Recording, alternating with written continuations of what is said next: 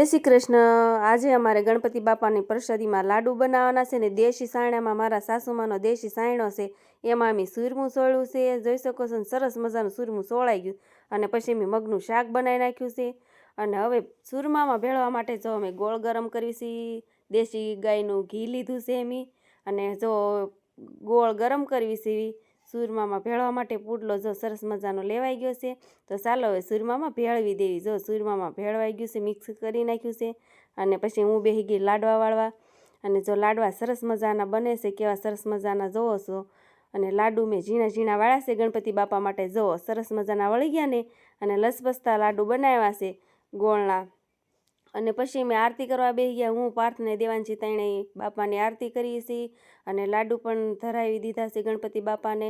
અને પાર્થના પપ્પા પણ આવી ગયા છે, એ પણ હવે આરતી કરે છે। અને પછી અમે બધાએ દર્શન કરી લીધા, ગણપતિ બાપાને આરતી દઈ દીધી, અમે પણ આરતી લઈ લીધી। અને ભલું કરજો ગણપતિ બાપા, હવની રક્ષા કરજો। અને પાર્થના પપ્પા પણ કહેશે મારી પણ રક્ષા કરજો એમ। પછી એમ મોસમના પહેલી મકાઈ જો ભાઠામાં શેકીને ખાવી છે। તો કોને કોને મકાઈ ભાવે કોમેન્ટમાં લખીને